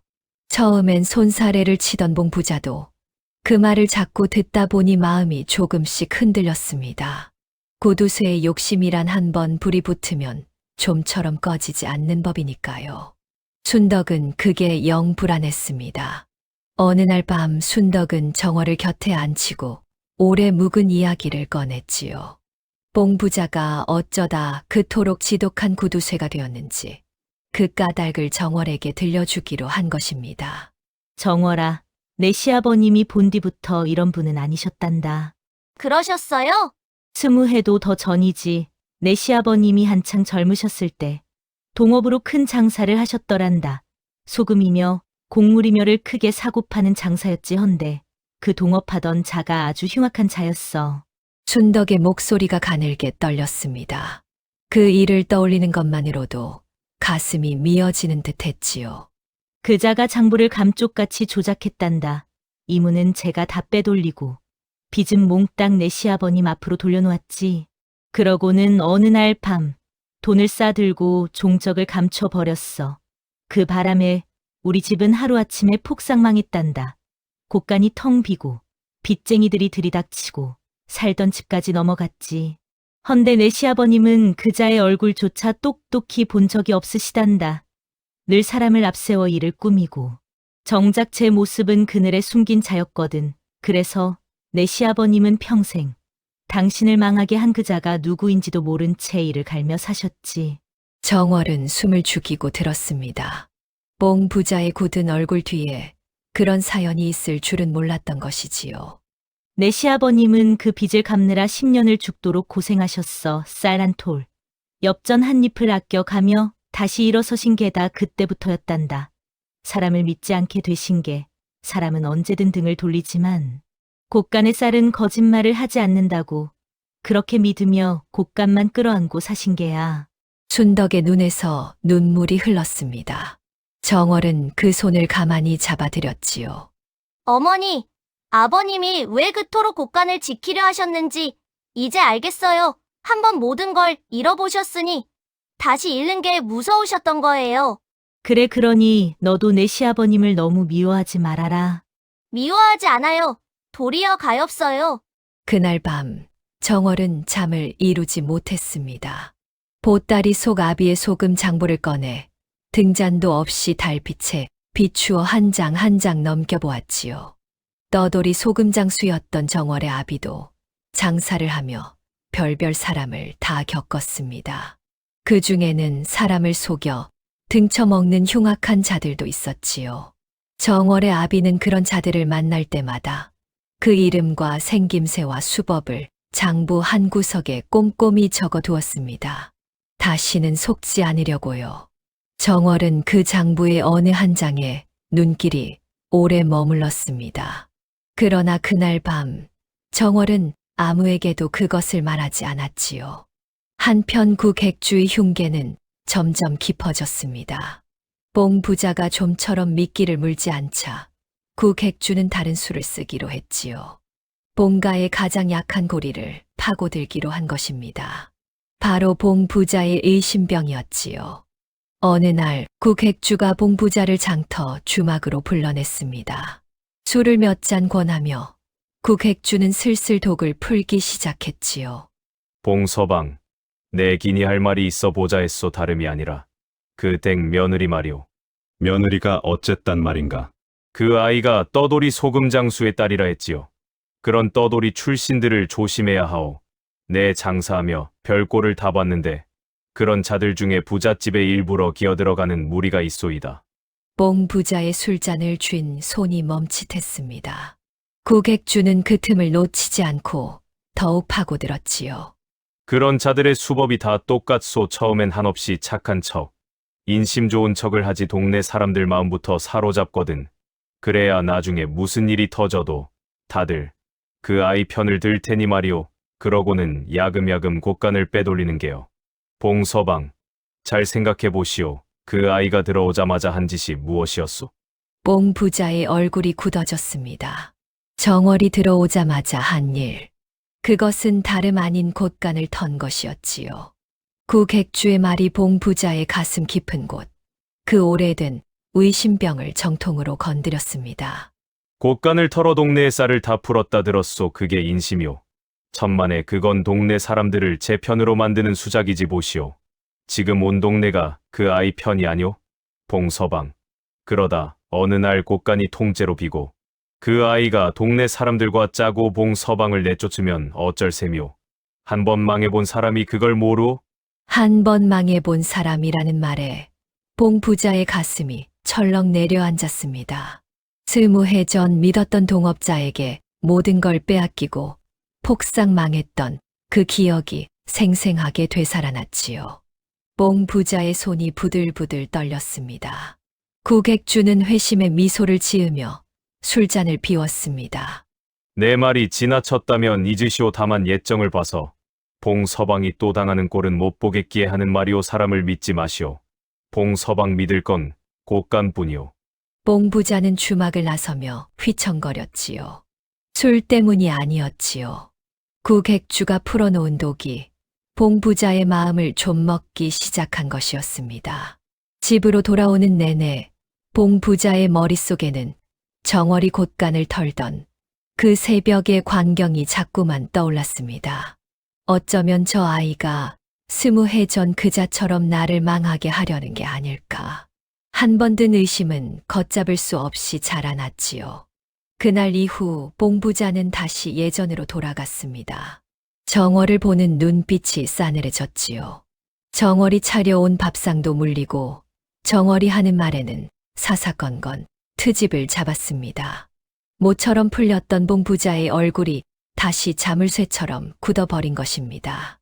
의심에 사로잡힌 봉부자는 급기야 며느리의 방까지 뒤지기에 이르렀습니다. 정월이 우물가에 나간 사이 봉부자는 그 방으로 숨어들었지요.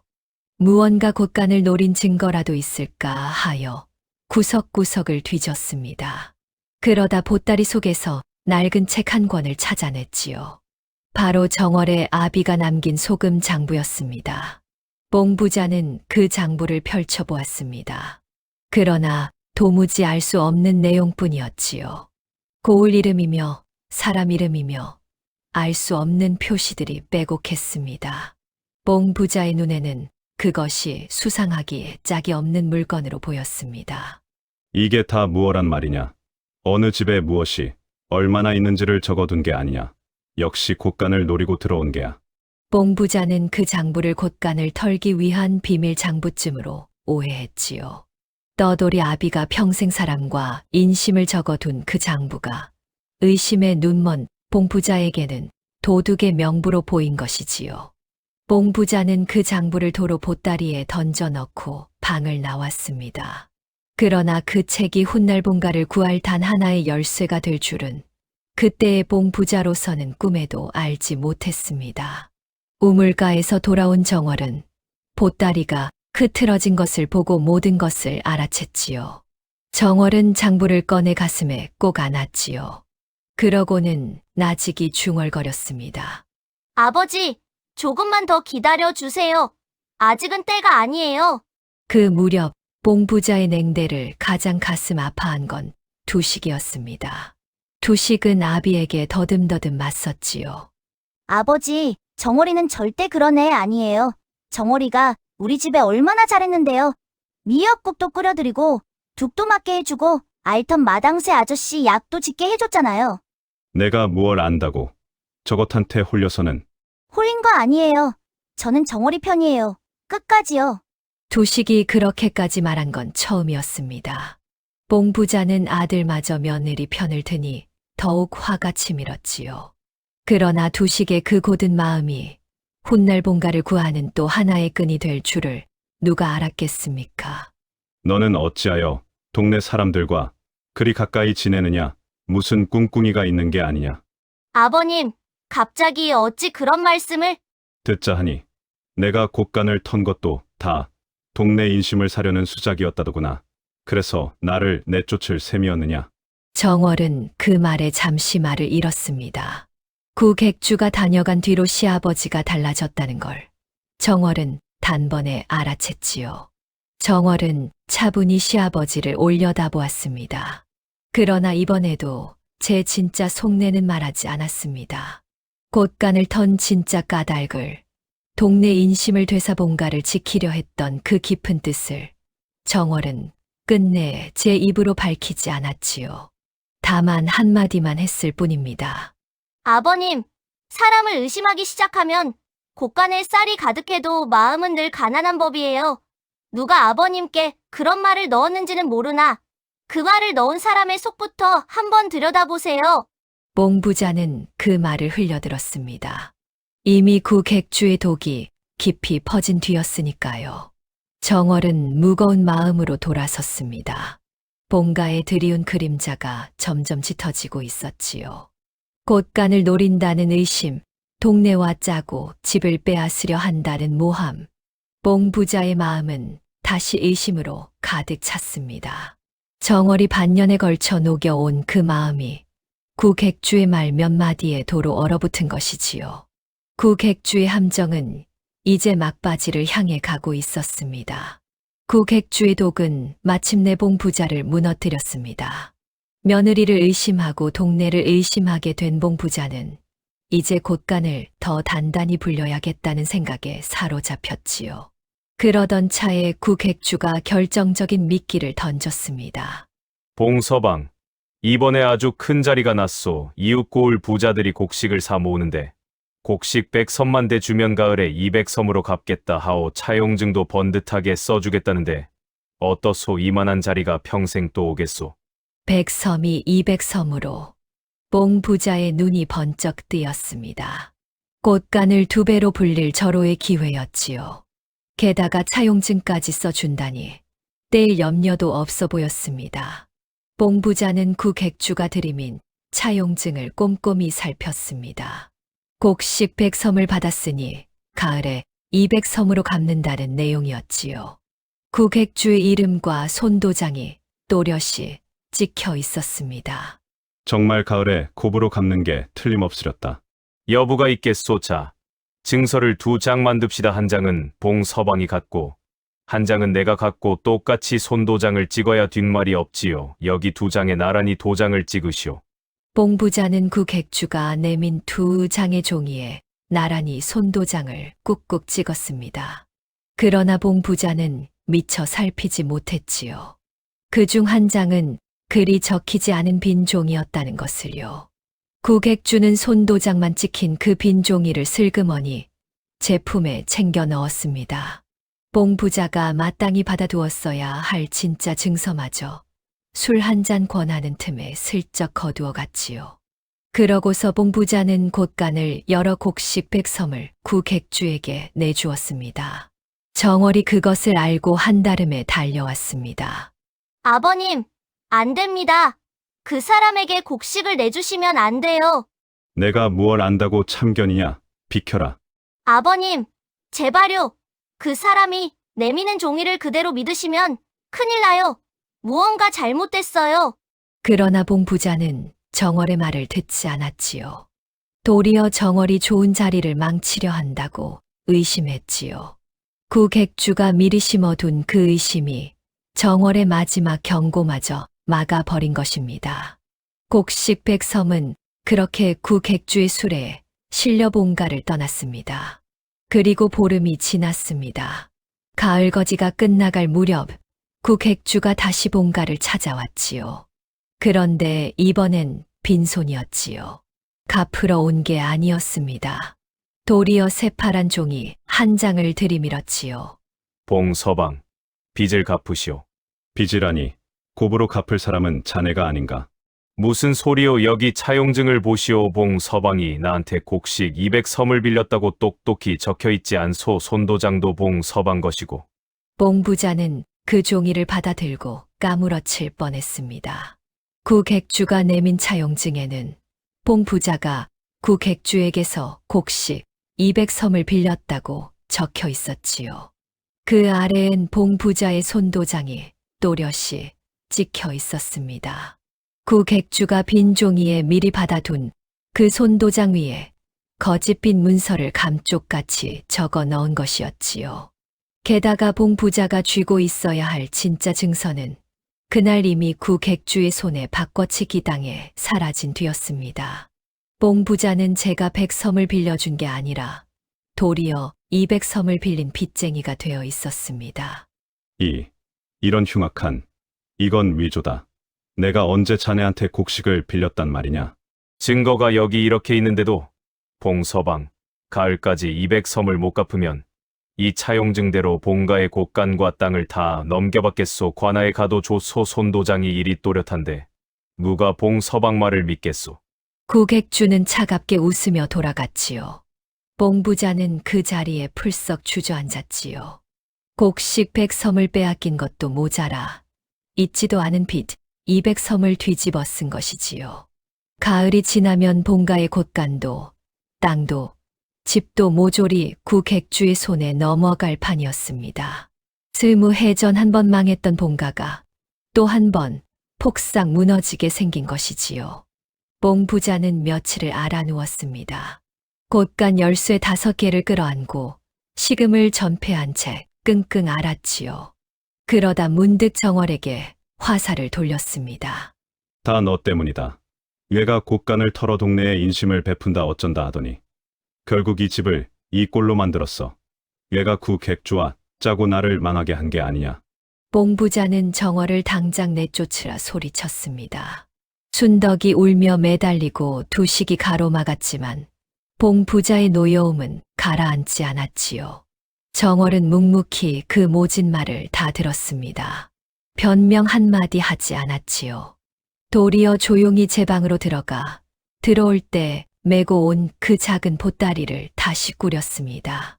떠나려는 것이었지요. 그 모습을 본 순덕이 달려와 보따리를 붙들었습니다. 얘야, 어딜 가려고 안 된다 못 간다. 어머니, 제가 있으면 아버님 화만 돋을 뿐이에요. 잠시 나가 있는 게 나아요. 안 돼, 내가 나가면 이 집은 정말 끝이야. 어미는 너 없이 못 산다. 도식도 달려와 정월의 앞을 막아섰습니다. 눈물이 그렁그렁한 채였지요.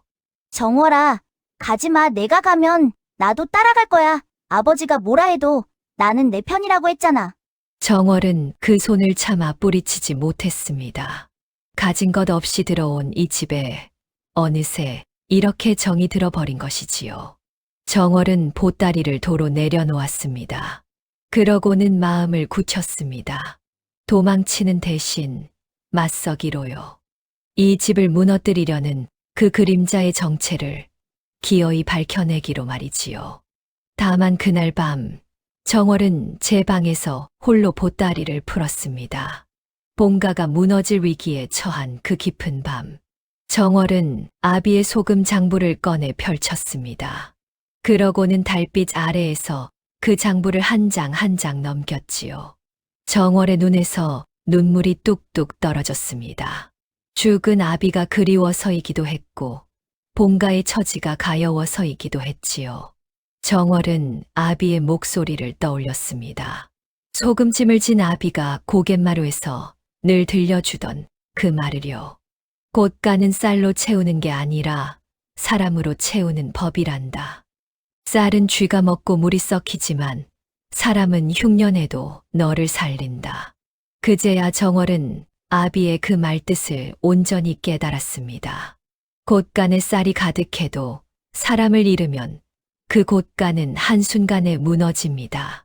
그러나 사람의 마음을 채워두면 곳간이 비어도 사람들이 다시 채워주지요. 정월이 그 새벽 곳간을 털어 동네에 쌀을 푼 것도 바로 그 때문이었습니다. 본가가 잃어버린 사람을 그 인심을 되사려 한 것이었지요. 다만 정월은 그 깊은 뜻을 여태 아무에게도 말하지 않았을 뿐입니다. 눈물을 닦은 정월은 장부의 어느 한 장을 다시 펼쳤습니다. 거기엔 아비가 또박또박 적어둔 글이 있었지요. 떠돌이 소금장수였던 정월의 아비도 20해 전 한 흉악한 자에게 소가 소금 미천을 몽땅 떼인 적이 있었습니다. 아비는 그 자를 잊지 않으려 그 이름과 생김새와 수법을 장부에 낱낱이 적어두었지요. 비단 두루마기를 즐겨 입고 능글맞게 웃으며 옛정을 들먹여 사람을 속이는 자. 장부에 적힌 그 사내의 모습은 다름 아닌 구 객주와 한치도 다르지 않았습니다. 정월은 숨을 멈췄습니다. 시아버지를 망하게 한 그 동업자와 제 아비를 등쳐먹은 그 사기꾼이 그리고 지금 본가를 또 무너뜨리려는 구 객주가 모두 한 사람이었던 것입니다. 정월이 처음 구 객주를 보았을 때 느낀 그 서늘함은 결코 우연이 아니었지요. 정월의 눈썰미는 바로 이 아비의 장부에서 비롯된 것이었습니다. 아버지, 이제 알겠어요. 왜 제가 그 사람만 보면 가슴이 서늘했는지. 아버지가 다 적어두셨군요. 이 장부가 우리를 구할 거예요. 정월의 눈빛이 달라졌습니다. 더는 울지 않았지요. 정월은 장부를 가슴에 품고 자리에서 일어났습니다. 본가를 구할 단 하나의 열쇠가 바로 그 손 안에 있었으니까요. 이튿날 새벽 본가 대문을 누군가 다급히 두드렸습니다. 마당쇠가 나가보니 동네 사람들이 우르르 몰려와 있었지요. 천서방도, 박화부도, 김첨지도, 김노인도 있었습니다. 그들의 얼굴엔 근심과 분노가 가득했지요. 정월아 씨, 큰일 났소. 구객주, 그 천하의 도둑놈이 글쎄. 정월이 달려나가자 천서방이 숨을 헐떡이며 말했습니다. 우리가 그놈 객주집 근처에서 다 들었소. 그놈이 제수 아들한테 떠벌리는 걸 말이오. 본가 손도장을 위조해서 차용증을 거짓으로 꾸몄다고. 가을이면 본가 곳간이 통째로 제 것이 된다고 낄낄대며 자랑하더란 말이오. 박화부도 거들었습니다. 그뿐이 아니오. 그놈한테 당한 게 어디 본가뿐인 줄 아시오. 우리 동네에도 그놈 고리대에 논밭 빼앗긴 집이 한둘이 아니오. 다들 이를 갈고 있었소. 아씨가 우리한테 베푼 게 있으니 우리가 어찌 가만히 있겠소. 그놈 잡는데 우리가 다 증인을 서리다. 정월은 가슴이 뜨거워졌지요. 제가 그 새벽 뿌린 쌀 한 대박이 이렇게 사람의 마음이 되어 돌아온 것이었지요. 곳간을 채우는 것은 쌀이 아니라 사람이라던 아비의 말이 바로 이 순간 눈앞에서 증명되고 있었습니다. 동네 사람들의 증언과 아비의 장부, 구객주를 무너뜨릴 두 개의 칼이 이제 정월의 손에 쥐어진 것이지요. 정월은 동네 사람들을 둘러보며 또렷이 말했습니다. 여러분, 고맙습니다. 이제 그 사람의 가면을 벗길 때가 됐어요. 내일 관하로 갑시다. 제게 다 생각이 있습니다. 뽕부자도 순덕도 두식도 그날 처음으로 정월의 입에서 나온 그 단단한 목소리를 들었습니다. 무너져 가던 본가에 한 가닥 빛이 들기 시작한 순간이었지요. 이튿날 아침 고을관아 앞마당은 사람들로 가득 찼습니다. 본가 식구들과 동네 사람들이 우르르 몰려든 것이지요. 정월의 손에는 아비의 낡은 소금 장부가 단단히 들려 있었습니다. 사또가 동원에 나와 앉자 정월이 또랑또랑한 목소리로 아뢰었습니다. 사또님, 구객주가 차용증을 위조하여 본가의 재산을 통째로 빼앗으려 합니다. 부디 진실을 가려 주십시오. 이윽고 구객주가 불려 나왔지요. 비단 두루마기를 떨쳐 입은 그 얼굴엔 여전히 능글맞은 웃음이 걸려 있었지요. 구객주는 코웃음을 쳤습니다. 사또, 어린 계집아이의 말을 어찌 믿으시려 하오. 여기 차용증이 있소이다. 공만석이 내게서 곡식 200섬을 빌렸다는 증서요. 손도장까지 또렷하니 더 볼 것이 무엇이오. 구객주가 위조 차용증을 사또 앞에 내밀었습니다. 뽕부자는 고개를 떨군 채 말이 없었지요. 손도장이 제 것이 분명하니 무어라 변명할 길이 없었던 것입니다. 좌중이 술렁였습니다. 그때 정월이 한 걸음 앞으로 나섰지요. 사또님, 그 차용증이 거짓임을 밝히겠습니다. 한 가지만 여쭙겠습니다. 구객주, 그대는 보름 전에 본가에서 곡식 100섬을 수레에 싣고 가지 않았소? 구객주의 얼굴이 살짝 굳었습니다. 정월은 동네 사람들을 돌아보았지요. 그날 본가 마당에서 곡식 100섬을 수레에 싣는 것을 여기 계신 동네 분들이 다 보셨습니다. 그렇지요? 그렇소. 내가 봤소. 나도 봤소. 수레 2대에 가득 싣고 갔지. 동네 사람들이 입을 모아 외쳤습니다. 정월이 다시 구객주를 향했습니다. 자, 사또님 이상하지 않습니까? 본가가 구객주에게 200섬 빚이 있었다면 어찌하여 구객주가 도리어 본가에 100섬을 실어다 주었겠습니까? 빚진 사람에게 곡식을 갖다 바치는 빚쟁이가 세상에 어디 있단 말입니까? 곡식은 본가에서 구객주에게로 갔지 구객주에게서 본가로 온 적이 없습니다. 이 차용증은 곡식이 흘러간 방향과 정반대입니다. 좌중이 웅성거렸지요.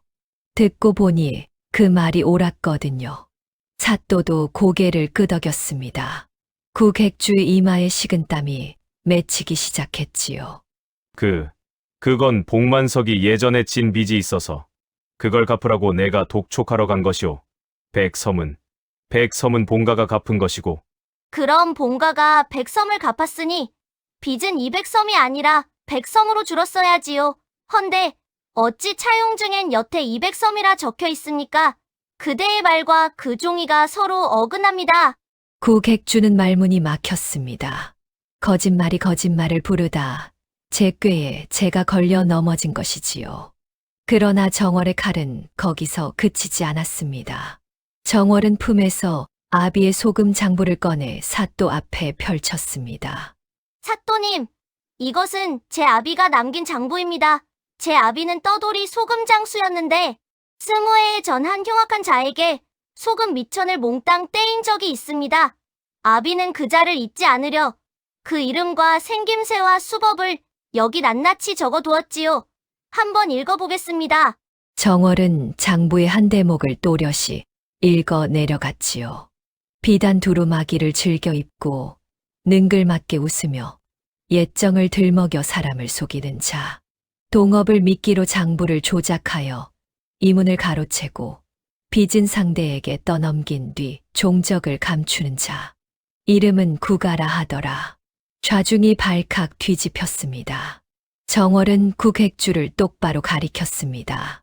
사또님, 제 아비를 속인 그 자와 20해 전 본가를 망하게 한 그 동업자와 오늘 차용증을 위조한 이 구객주가 모두 한 사람입니다. 이 자는 평생 사람을 속여 등쳐먹고 살아온 천하의 사기꾼입니다. 봉 부자가 그제야 번쩍 고개를 들었지요. 20해 전 봉 부자를 망하게 한 그 자는 끝내 얼굴을 드러내지 않고 사라졌습니다. 봉 부자는 평생 그 자가 누구인지도 모른 채 이를 갈아왔지요. 그런데 그 자가 바로 눈앞의 구객주였던 것입니다. 구객주만 보면 까닭 없이 식은땀이 흐르고 가슴이 서늘해지던 그 까닭을 봉 부자는 이제야 깨달았습니다. 머리는 잊었어도 몸이 먼저 그 원수를 기억하고 있었던 것이지요. 봉 부자가 부들부들 떨리는 목소리로 외쳤습니다. 내 놈이었구나. 20해 전 나를 망하게 하고 사라진 그 놈이. 그래서 내 얼굴만 보면 까닭 없이 가슴이 서늘했던 게야. 구객주의 얼굴이 새파랗게 질렸습니다. 이제 빠져나갈 구멍이 없었지요. 바로 그때 구객주의 수하 하나가 겁에 질려 사또 앞에 털썩 엎드렸습니다. 사또님, 살려주십시오. 다 사실입니다. 차용증은 제가 구객주의 분부로 꾸민 것입니다요. 구객주가 봉부자한테서 빈 종이에 미리 손도장을 받아 두고는 그 위에 거짓 빈 문서를 적게 한 것입니다요. 진짜 증서는 그날 술자리에서 바꿔치기에 없애버렸습니다요. 소인은 그저 시키는 대로 했을 뿐입니다. 측근마저 등을 돌리자 구객주는 완전히 무너졌습니다. 그제야 비단 두루마기를 떨치던 그 거드름은 온데간데 없이 사라졌지요. 구객주는 그 자리에 주저앉아 부들부들 떨었습니다. 사또가 추상같이 호령했습니다. 여봐라, 저 천하의 사기꾼을 당장 옥에 가두어라. 차용증을 위조하고 양민을 속여 재물을 갈취한 죄가 하늘에 사무친다. 곤장 100개를 친 후 먼 섬으로 귀양을 보내고 그간 빼앗은 재물은 낱낱이 찾아내어 본 뒤 주인에게 돌려주도록 하라. 포졸들이 달려들어 구객주를 끌고 갔지요. 구객주는 끌려가면서도 발버둥을 쳤지만 이미 모든 게 끝난 뒤였지요. 평생 사람을 속여 쌓아 올린 재물도 그 능글맞은 웃음도 한순간에 무너져 내렸습니다. 사람을 속인 자가 마침내 제 죄의 무게에 깔린 것이지요. 위조 차용증은 그 자리에서 불태워졌습니다. 본가가 빼앗긴 곡식 100섬도 고스란히 돌아왔지요. 그뿐이 아니었습니다. 구객주가 그동안 동네 사람들에게서 고리대로 빼앗은 논밭과 재물도 사또의 명에 따라 모두 본 뒤 주인에게 돌아갔습니다. 본가를 노린 한 사람의 탐욕이 도리어 온 동네에 빼앗긴 것을 되찾아주는 결말이 된 것이지요. 동네 사람들은 정월의 손을 잡고 눈물을 글썽였습니다. 아씨가 우리 동네를 다 구했소. 아씨가 아니었으면 우리는 평생 그놈한테 빼앗긴 채 살았을 게요. 집으로 돌아오는 길, 봉 부자는 한참을 말이 없었습니다. 그러다 문득 걸음을 멈추고 정월 앞에 섰지요. 42 시아버지가 11살 며느리 앞에서 깊이 고개를 숙였습니다. 정월아, 내가 잘못했다. 너를 도둑이라 의심하고 모진 말로 내쫓으려 했어. 헌데 그 모든 위기에서 이 집을 구한 건 다름 아닌 너였구나. 내가 그 새벽 곡간을 턴 것이 실은 이 집을 살린 것이었어. 아버님, 고개를 드세요. 저는 그저 아버지가 가르쳐 주신 대로 했을 뿐이에요. 네, 아비가 무어라 가르치더냐. 정월은 빙긋 웃으며 마침내 그 말을 입에 올렸습니다. 반년 동안 가슴에만 품어온 그 말을요. 곡간은 쌀로 채우는 게 아니라 사람으로 채우는 법이라고요. 제가 그 새벽 곡간을 턴 건 본가가 잃어버린 사람의 마음을 되사기 위해서였어요. 쌀 20석으로 동네의 인심을 산 거지요. 그 인심이 둑을 막아주고 그 인심이 구객주의 죄를 증언해 주었잖아요. 사람으로 채운 곡간은 결코 무너지지 않는 법이니까요. 봉 부자는 그 말에 한참을 멍하니 섰지요. 반년 전 곡간을 털던 그 작은 며느리가 무슨 생각을 했는지 이제야 온전히 알게 된 것이지요. 봉 부자의 눈에서 굵은 눈물이 흘러내렸습니다. 평생 곳간만 끌어안고 살아온 구두쇠가 비로소 사람의 값을 깨달은 것입니다. 집에 돌아온 봉 부자는 곧장 곳간으로 향했습니다. 그러고는 허리춤에 매달고 다니던 곳간 열쇠 5개를 모조리 풀었지요. 봉 부자는 그 5개의 자물쇠를 하나하나 열었습니다. 그리고 곳간 문을 활짝 열어 젖혔습니다. 반년 전 정월이 열었던 것보다 더 크게, 더 환하게요. 여봐라, 동네 사람들을 다 부르거라. 오늘 본가의 곡간을 열어 큰 잔치를 벌이겠다. 그간 내가 인색하여 동네에 진 마음의 빚을 오늘 다 갚으마. 본가 마당에 잔치상이 차려졌지요. 곳간 문은 활짝 열린 채였지요. 동네 사람들이 모두 모여 먹고 마시고 웃었습니다. 굴뚝에선 연기가 펑펑 피어올랐고 마당엔 사람 발자국이 가득 찍혔지요. 반년 전 곳간은 그득해도 마당이 텅 비었던 그 집이었습니다. 이제 그 마당은 사람으로 가득 찼습니다. 봉 부자는 더 이상 쌀이 나가는 것을 아까워하지 않았지요. 도리어 사람들의 웃음소리에 어깨를 들썩이며 함께 웃었지요. 순덕은 그 광경을 보며 눈시울을 붉혔습니다. 도식과 정월은 잔치 한복판에서 마주보며 웃었지요. 가진 것 없이 들어온 꼬마 며느리가 메마른 본가를 사람의 정으로 가득 채운 것이었습니다. 곳간의 자물쇠는 활짝 열렸고 봉 부자의 굳었던 마음도 활짝 열렸지요. 세월이 흘러 두식과 정월은 어엿한 부부가 되었습니다. 본가는 고을에서 인심 좋기로 가장 이름난 집이 되었지요. 흉년이 들면 곳간을 여러 동네를 먹였고 그래서 본가의 곳간은 늘 사람으로 그득했습니다. 봉 부자는 늙음하게 입버릇처럼 이렇게 말하곤 했답니다. 곡간은 쌀로 채우는 게 아니라 사람으로 채우는 법이지. 쌀은 쥐가 먹고 물이 썩히지만 사람은 흉년에도 나를 살리더구나. 내 그걸 깨닫는데 40해가 걸렸으니 우리 며느리가 나보다 큰 스승이었어. 베푼 인심은 돌고 돌아곳간을 채우고 움켜쥔 탐욕은 끝내 제 발등을 찍는 법입니다. 곳간을 턴 꼬마 며느리의 이야기는 그렇게 오늘날까지 전해져 내려옵니다. 다음 영상을 빠르게 만나보시려면 좋아요와 구독을 눌러주세요. 지금 화면에 나오는 더 재미있는 영상들도 함께 해주세요. 그럼 모두 행복한 하루 보내세요. 감사합니다.